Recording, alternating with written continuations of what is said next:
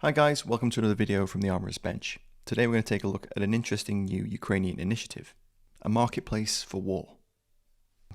At the end of April, Ukraine announced the setting up of a marketplace for military technology and equipment.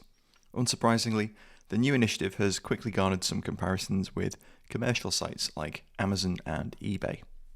The new site, Brave1, seems to be an innovative idea which incorporates a number of interesting dynamics and features that the defence industry hasn't really seen before. This includes a points-based system for verified destruction of enemy equipment. In turn, these points can be spent in the marketplace. The idea of online marketplaces is already well established in Ukraine, with a number of popular Ukrainian online marketplaces, including Prom.ua, Rosetka and OLX.ua. And of course the ubiquitous Chinese sites such as AliExpress. So the new marketplace was set up by Brave1, which is an organisation set up by the Ukrainian government with the intent to bring together innovative companies with ideas and developments that can be used by Ukraine's armed forces. They've coordinated between various individuals, companies and state entities to get new equipment to the Ukrainian military. And Market Brave1 is their latest initiative. Let's take a look through the catalogue and the website and we'll see what we can see. Direct Action Marketplace does have a pretty cool ring to it, you gotta give them that. So one of the prominent things on the front page of the website is this large table. There's been much made about the site's gamification of war, essentially making military operations a competition. And this is most evident with this large bar chart on the front page, which prominently shows the approximate number of points various drone operating units have accrued. The chart shows at the moment the top 10 performing drone units over the past month, with the 414th Unmanned Strike Aviation Brigade, better known as Magyar's Birds, as well ahead, just ahead of the SBU. So how does this work? Basically, units are given points. It's a points-based system. Essentially, there's a game-like element to this where battle points are accrued when visual evidence of the destruction of Russian troops and equipment is shared through the Ukrainian military's Delta system, which is a situational awareness and battle management system. The points system is dynamic, which means that the points for various systems can be increased or decreased depending on the operational goals. But a general breakdown of the values of the points has been provided to a number of websites. But a general breakdown of the basic values of the points is 6 points for eliminating an enemy soldier, 20 points for damaging a tank or armoured fighting vehicle, 40 points for destroying a tank or AFV, and up to 50 points for destroying a multiple rocket launch system, depending on the caliber and sophistication of the system. An example of the value of the points was shared by the Ukrainian government, taking Magyar's Birds, who have so far apparently amassed 16,000 points as of April. And this is said to be enough to buy approximately 500 FPVs, 500 drones for night operations, 100 heavy lift drones, and 40 reconnaissance UAVs, which is a significant number of drones. Let's take a look through the catalogue. The Brave1 market currently features around 1,000 products apparently. And the website itself is broken down into two different catalogues, an open catalogue and a closed catalogue.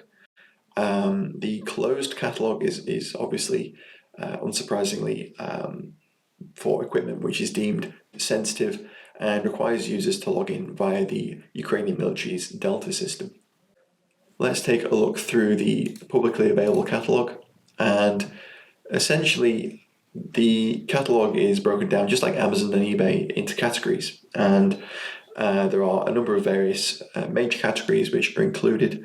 These include aerial drones, ground drones, electronic warfare systems, accessories and components, artificial intelligence modules and that kind of thing, interestingly, and of course software as well. So if we go into UAV, we can see that there are a number of different UAVs and FPV drones, ranging from FPVs to fiber optic equipped drones, scout copters, attack bomber helicopter. That sounds interesting. Let's click on a few of these. So again, you got some of the heavy lifting drones that are used for bombing, such as the Baba Yagas, which is sort of a generic term for them. You can see that they also have the actual Rivner price at the bottom here. So it isn't all points based. So I assume that you can click on these and purchase them if you have the money. It takes you to a login page. Let's head back. So let's see, false goals. That's an interesting translation. Are these decoys, maybe? That's interesting. Yeah, that's pretty cool too. Balloons. So like aerostats for comms links and ISR, that kind of stuff. Repeater carrier drones, drones that can repeat signals over long distances for other drones. Drone Queen, a drone that can deploy 2 other smaller FPV drones. That's pretty cool. Seen a few videos of those. Interceptor drones, drones that are capable of chasing down other drones, which is quite interesting. Some very unusual, quite advanced looking stuff, and then some more practical looking stuff as well.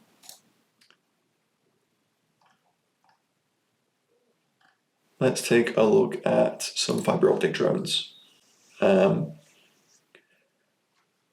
a range of various different fiber optic equipped drones at a number of different price points, ranging from about 25,000 through to about 80,000 hryvnia. I suppose that depends on the complexity of the system and the amount of weight that the payload for the system is, and how much fiber optic cable. So as with all of these, you have to be logged in to get details on the capabilities and stats of the equipment. Let's take a look at some of the electronic warfare stuff. Anti-drone rifles is an interesting one. So these are drone jamming weapons, which have been seen in numerous photographs since the very beginning of the war. And I would assume that all of these are now indigenously Ukrainian designs. Then we've got accessories, so you've got everything from controllers, batteries, satellite comms, cases, frames for UAVs, the kind of chassis, propellers, drop systems, weapon system components, sort of cameras, engines, antenna, navigation systems, and all important comms as well. So let's take a look at weapon system components. So here we've got the turret systems and the UAV mounted turret systems, which are quite cool. A feed chute for a Mark 19 grenade launcher, that's pretty cool. Under AI, let's take a look under AI. So we've got various systems, automatic redirection, daytime stabilization. What else have we got here? Various other components, electronic components, chipboards. And this looks to be a thermal and electro-optical sight for tracking aerial targets, probably for use by the mobile anti-aircraft units, which use heavy machine guns, autocannons, that kind of thing, and manpads to take down Russian long-range one-way munitions and stuff like that. Then we also have a section for software, various different softwares. These to get further information, but we can see that there's various software platforms, some of them showing maps and situational awareness, sort of software, user interfaces, and that kind of thing. Really interesting, actually. So if we head back to ground drones, this is a topic which I'm really interested in. Been tracking UGVs, unmanned ground vehicles use in Ukraine for quite a while now, but I haven't actually had a chance to pull it all together and actually make some videos. We've got the Ratel, which started off life as a kind of unit that could transport both wounded soldiers and also kit and equipment. These have evolved. Smaller mine carrying version as well. And then we have larger kind of UGVs, which are tracked and wheeled options, some mounted with remote control weapon stations for 50 cal Mark V. We have the Sabre, which is a really interesting kind of remote weapon system turret, which is seeing some combat use. There are some videos around of that being used in dugouts. So look at the rest of these. Again, more remote weapon stations and a lot of mine delivering drones which are capable of deploying multiple mines, either as a one-way munition or as a mine laying capability, which I think is really interesting. Lots of logistic carriers, so drones, so small drones which are capable of carrying water, food, ammunition, important stuff like that. Another